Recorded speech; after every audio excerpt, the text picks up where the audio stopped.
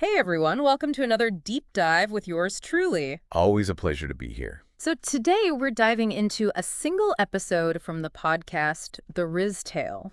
Ooh, the Riz Tale. I've heard of this Yeah. one. Have you? Yeah. Okay, cool. So this episode's called The One Man Job, and it features one of the hosts, Transcript the Truth, Right. trying to share his riz, as they say, with a couple of women, and, well, things don't exactly go swimmingly for him. Oh, so it's one of those. It is one of those, so we're going to kind of unpack this whole thing Okay. and see what kind of insights we can glean from this train wreck, as it were. Love it. I'm in. All right, so the episode kicks off with Transcript the Truth. You know, he's feeling really confident as he enters what they call an avenue. An avenue, I think it's just like their term for like a social setting or Yeah. a place or something like that. Gotcha. Like a place to meet people. Yeah, exactly. And he's like ready to catch it. Like, Well, boy. you know what I mean? But I mean, I know what he means, but Yeah, you know what he means, but it's just like, it's interesting how they use that language, catch it, like it's something you can just grab. yeah. Like you know what I mean? Yeah, it's very like, objectifying in a way. It is. It's kind of like reducing this complex interaction to like a transaction almost. Exactly. And it's very much like, the language of the whole podcast is like that. Okay. Like Riz and One Man Job. It's very like casual, slang heavy, very much like Locker room talk almost. yeah, like you're just eavesdropping on a conversation. Right. It's like that kind of bro-y energy. Exactly. Yeah. Yeah, and I don't know if that's intentional or not, but it definitely adds to like the whole awkward humor of the situation. I can see that. Like, wait till you hear Carol, the other host, later on. She's got these, like, moans and groans, and it's just, like, oh, no. it's hilarious. It really adds to the whole thing. It's like they're playing up the awkwardness for comedic effect. Exactly. Yeah. So anyway, Transcript the Truth approaches these two women. And you can tell right away that things aren't really vibing, They're Okay. polite, but they're definitely not, like, throwing themselves at him. Sure. He even calls them one-word mules at one point, which I thought was Oh, wow. kind of harsh. Yeah, that's not, I mean, fine. It's not a good look. Yeah, not a good look. So, You can hear this, like, deflation in his voice. yeah. You know, like he even says, quote, a small piece of you just deflates. Ugh, I felt that. Right. Yeah, that feeling of rejection. It's like a punch to the gut. It is. And it's interesting because he starts off talking about how much he believes in the power of attraction. Right. Like, you just got to project the right energy and things will fall into place. So he's like a believer in that whole manifest your destiny kind of thing. Exactly. Yeah. But then, like, reality hits and it's like, Yeah. not so simple, is it? Yeah, life's not always a rom-com. It's not. And this is where I think the episode gets really interesting. Okay, I'm listening. Carol, the other host, Mm-hmm. she jumps in with this analogy about dancing alone at a party. I like where this is going. And it is so perfect. It just like captures that feeling Yeah. when you're putting in all this effort, but the other person's just not feeling Like it. you're in this crowded room, but you feel completely invisible. Yeah, it's like that feeling of isolation even when you're surrounded by people. Exactly. And it makes you question, like, am I doing something wrong? Right. Is it me? Is it me? Why am I the one dancing alone here? Yeah. Why doesn't anyone want to dance with me? And it would be so easy to just like spiral into self-doubt at that point. Oh, absolutely. But Carol, she doesn't let him wallow. She's like, not every interaction is going to resonate, and that's okay. I love that. Right. It's so important to hear that. It's like she's giving us permission to accept that sometimes it's just not going to happen. Yeah. We're not going to click with everyone. And that's fine. It's fine. And I think that's such an important message because Yeah. we live in this world where it's like, you got to win every interaction. Right. You got to be successful all the time. You got to be the best. You got to be the most whatever. And Carol's just like, no, sometimes it's just not going to work. And that's okay. It's like she's taking the pressure off. Yeah, exactly. And then she goes on to talk about resilience. Oh, okay. I like that. Like how every attempt, even the awkward ones, helps us build up that ability to bounce back. To handle rejection. To handle rejection, yeah. Like we're training ourselves. It's like building up those emotional muscles. Actually, yeah. So it's not about avoiding rejection. It's about learning how to deal with it when it inevitably happens. Right, because it's going to happen. It's going to happen to all of us. To all of us. And to Transcript the Truth's credit, he seems to take that to heart. Okay, good. Like instead of getting all mopey about it, Yeah. he ends the episode with this really positive spin, like Right. it's all part of the journey. It's a good way to look at it. It is, yeah. And ultimately, I think that's the episode's core message, It's that. Keep putting yourself out there. Keep dancing to your own beat, as they say. Oh, I love that. And eventually, the right people will join you on the dance floor.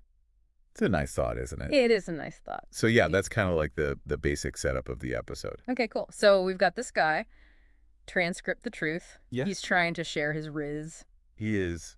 Things don't go as planned. They don't. And Carol's there to offer some wisdom and perspective. Exactly. And I think that's what makes this episode so interesting, because it takes this everyday experience of like, trying to connect with someone, and it uses it to spark this deeper conversation. About rejection and resilience. Exactly. Yeah. And I think there's a lot we can learn from that. Absolutely. Yeah. So where do we go from here? Well, I think it's worth exploring some of those deeper themes a bit more. Like what specifically? Like, we talked about the power of attraction. Right. But is it really that simple? I don't know, is it? I mean, I think there's more to it than that. Me too. And then there's the whole idea of like reading the room. Picking up on those cues. Picking up on those cues. Yeah. Like, how do you know when someone's actually interested versus just being polite? That's the age-old question, isn't it? It is, and I think that's something a lot of people struggle with. Yeah, for sure. So, yeah, I think there's a lot to unpack here. I'm ready. Let's do it. All right, let's dive in. Let's dive in. Yeah. It makes you think, doesn't it? Like, if attraction was just about confidence. Right. And we'd all be like, Casanova. Exactly. We'd all be drowning in dates. Seriously, like, those pickup artist books would actually work. Yeah, forget the cheesy lines. It'd be all about the confidence. Right, but the episode kind of throws that out the window. Yeah, it does. Like, it shows that there's so much more going on. Like the other person's stuff. Yeah, exactly. Their own baggage, their own experiences. Maybe they're having a terrible day. Totally. Or maybe they're just not in the mood to meet anyone. Right, and you can't control that. Nope. No matter how much riz you're throwing out there. And I think that's what I like about this episode. That's that. It kind of challenges that whole, if you build it, they will come mentality. Oh, yeah. That's so prevalent in, like, dating advice. Everywhere, right. Like, just be your best self, and everyone will flock to you. Yeah, like, put yourself out there, and the universe will reward you. But it's not always that simple. It's not. And this episode kind of highlights that. So it's not just about projecting the right energy. Right. It's also about being open to what the other person's putting out. Yeah, like reading the room, being receptive to their cues. Exactly. Because connection's a two-way street. It is. You can't force it. And that brings us back to Carol's point. About not every interaction resonating. Yeah, sometimes it's just not going to happen. No matter how charming you are. No matter how much riz you think you have. And that can be a hard pill to swallow. Especially in a world that's all about instant gratification. Yeah, we want everything now. Right. Swiping right, quick fixes. But relationships don't really work like that. They do. They take time and effort. And a little bit of luck. Yeah, definitely some luck involved. So how do we navigate that? How do we deal with those moments when it doesn't click? When the riz doesn't land. I think Carol gives us a clue. Oh, yeah. She talks about resilience. Okay. It's not about avoiding rejection. It's about bouncing back. Exactly, like building up those emotional muscles. So you're stronger the next time. Yeah, you can handle it better. You're not so fazed by it. It's like she's saying, hey, you're going to strike out sometimes. But that's okay. It's part of the game. Right, keep swinging. And maybe you'll hit a home run eventually. Maybe you will. And I think that's a really powerful message. It is, especially for people who are struggling with dating. Yeah, it's easy to get discouraged. Especially when you're putting yourself out there. And getting knocked back. Yeah, but it's important to remember that everyone goes through that. Even the people who seem like they have it all figured out. Even Casanova. Even Casanova. Yeah. Nobody's immune to rejection. It's just part of life. It is, and it's how we deal with it that matters. That's what builds character. Exactly. It makes us stronger, more resilient. So it's not a failure, it's a learning experience. It is a chance to grow. And who knows, maybe those rejections will lead you to something better. Maybe they will. You never know. That's the beauty of it, I guess. The mystery of life. And wouldn't you know it? What? That's kind of what this whole episode is about. The one-man job. Yeah, it's about embracing the journey. With all its ups and downs. The awkward moments, the rejection. The triumphs and the heartbreaks. It's all part of it. And it's what makes life interesting. Right, if it was all smooth sailing. We'd be bored out of our minds. Totally. Yeah. So yeah, I think the one-man job, yeah, it's a really insightful episode. It is. It's deceptively deep. You wouldn't think a story about a guy trying to chat up two women would lead to all these existential questions. And this does, and I think that's what makes it so engaging. It's relatable, it's funny, it's thought-provoking. And it's a good reminder that we're all just human. Trying to figure things out. One awkward interaction at a time. And that's okay. It is. It's more than okay. It's what makes us who we are. Exactly. Makes you wonder how much of our behavior is just like pre-programmed. you know? Oh, totally. Like, are we all just following some societal script? Right. Like, there's all these rules about how to act, how to flirt, what's considered attractive. And then on top of that, you've got everyone's individual preferences and experiences and cultural differences.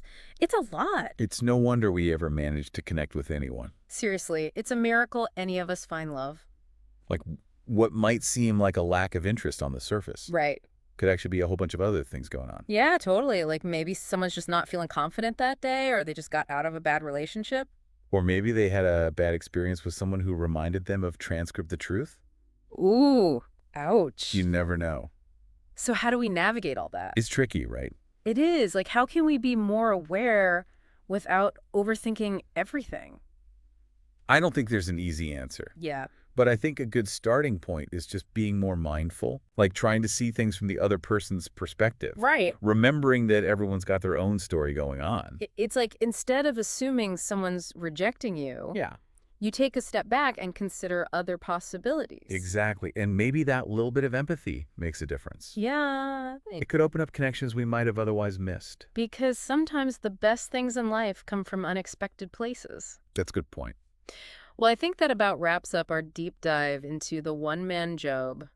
It's been a fun one. It has. Thanks for joining us on this journey of Riz rejection. And the mystery of human connection. We'll catch you next time for another deep dive. Until then, keep those minds open and hearts open. And maybe you'll find yourself dancing with the right people. Before you know it.